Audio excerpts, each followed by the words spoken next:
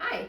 Based on the responding session and the artist Louise Nevelson and her assemblage piece artwork that we discussed yesterday, we are going to now create our own found object monochromatic assemblage.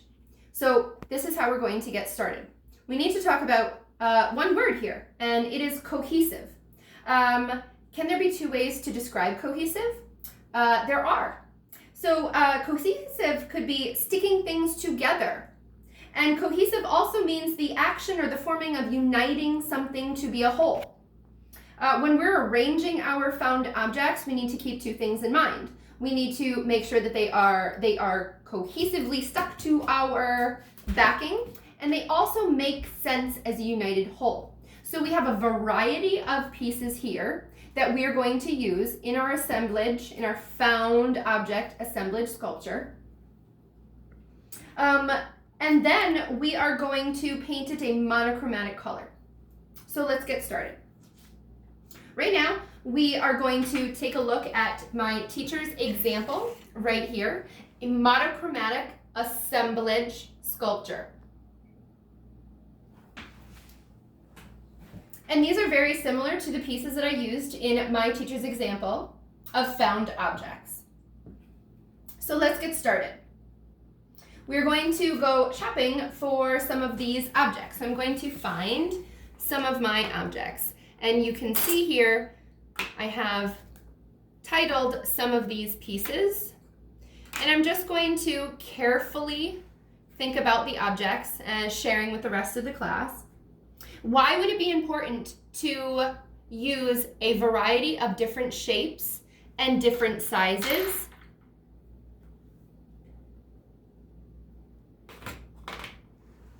And different textures?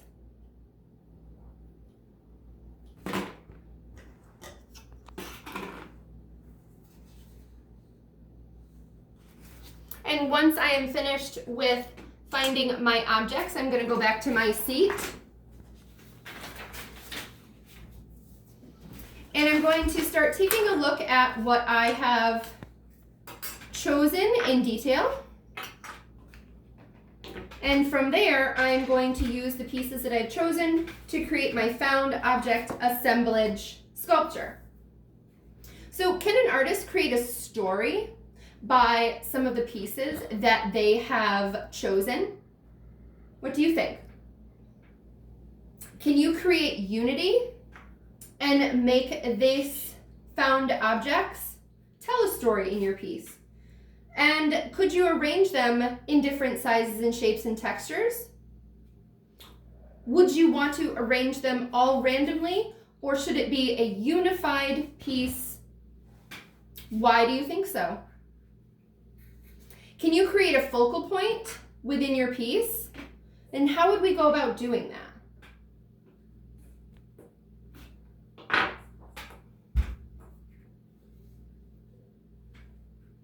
So once I have assembled my pieces in a cohesive and interesting and a pretty unique way that may tell a story or leads the viewer's eyes throughout the piece,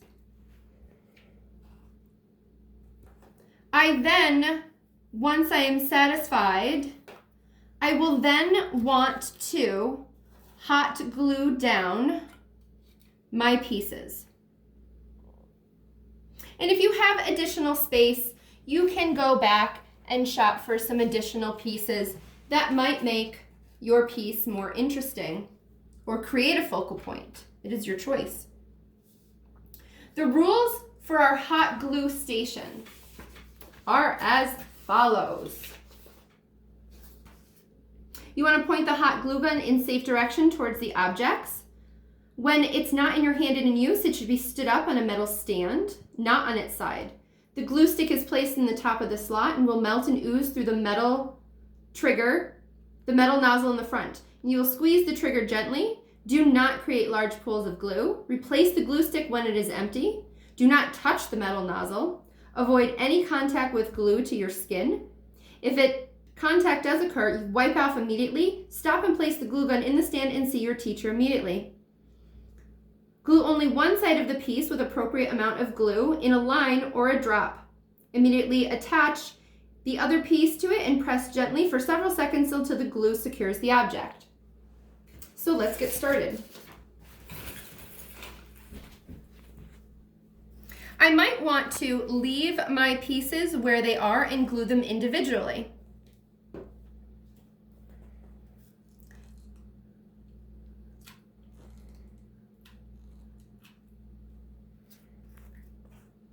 Some pieces you will have to glue very slight line edges. Make sure they are glued down.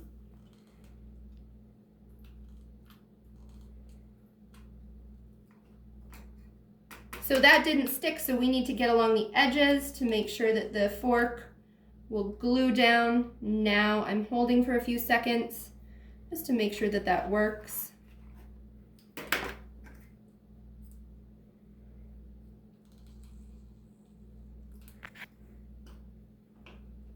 I have some horizontal lines.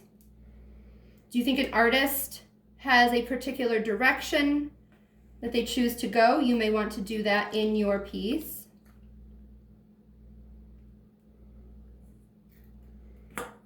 You can remove objects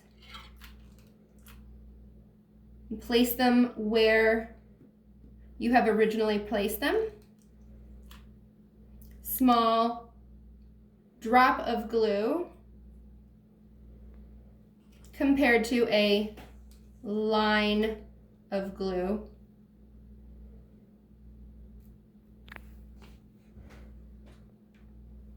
And maybe I want to make an interesting, unique shape out of some of my objects by curling some of these pipe cleaners. Now to glue some of these, you'll find some of the little flat edges. Glue them down. And where should I stick this? How about at a diagonal to create some interesting lines?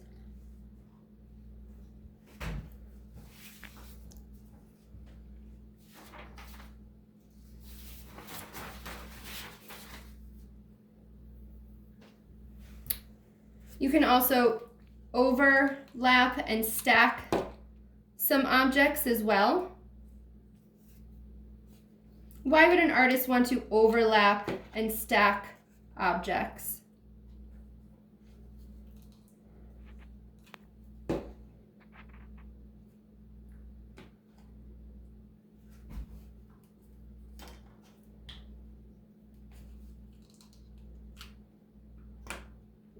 I have several shapes and several different sizes.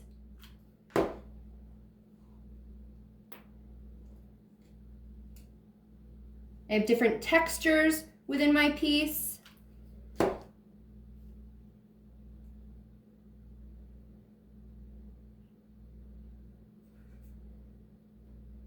Creating some lines.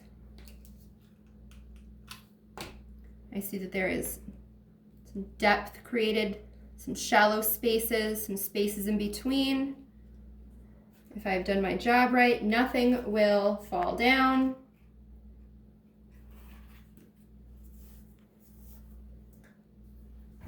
At this point, once your objects have been glued down, it's safe to unplug the glue gun, and we're going to transition to our painting station.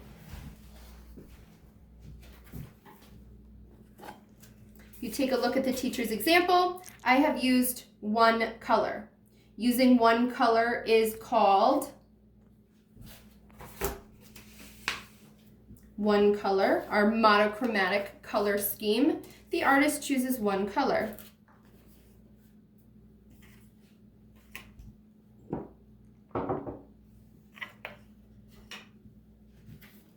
Now that all of my pieces are glued down, I'm going to choose one color. Now these colors will be at several different tables. So if you have chosen blue, All of the people that will be using blue will be at that table, so we do not have any color mixing, and it will not create any confusion. Why would an artist want to use one color? Could it create a mood using one color? Does it make the piece cohesive using one color? Why? Why does it? So, what color should I use? Orange.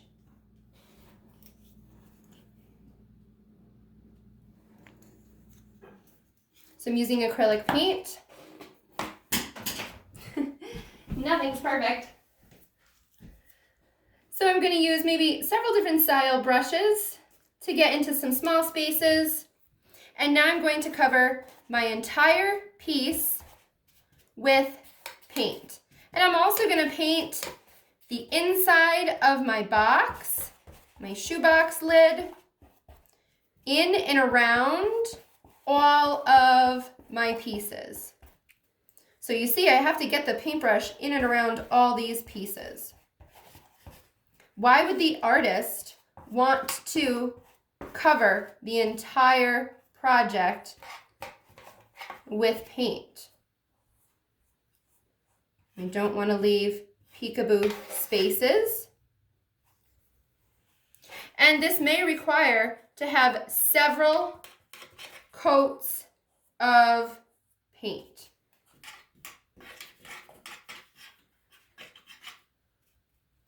So here I'm covering my Lego piece, and this may take a few swipes, but I want to make sure that I can go, and this fork is orange, but we're going to change that to a little bit different. And you might notice that the paint will glide over different textures differently.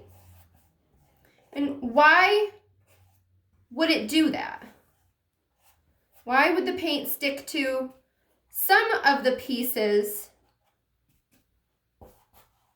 different than some of the other pieces? We want to make sure that all of getting underneath all of our pieces, and you can see maybe by taking out some of those little spider webs from the hot glue gun, this metal tin might require more paint. Take what you need, and you can always go back for more.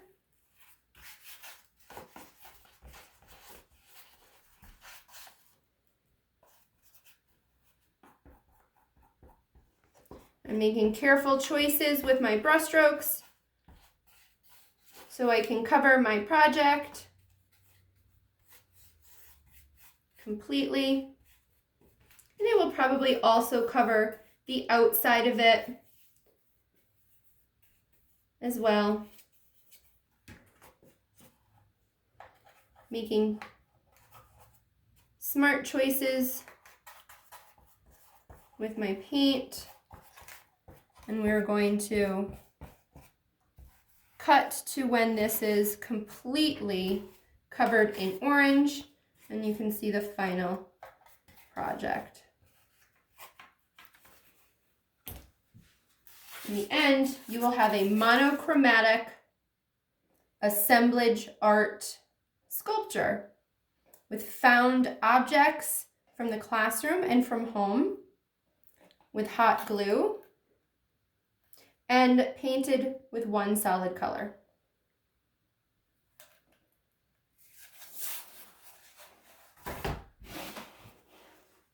Thank you.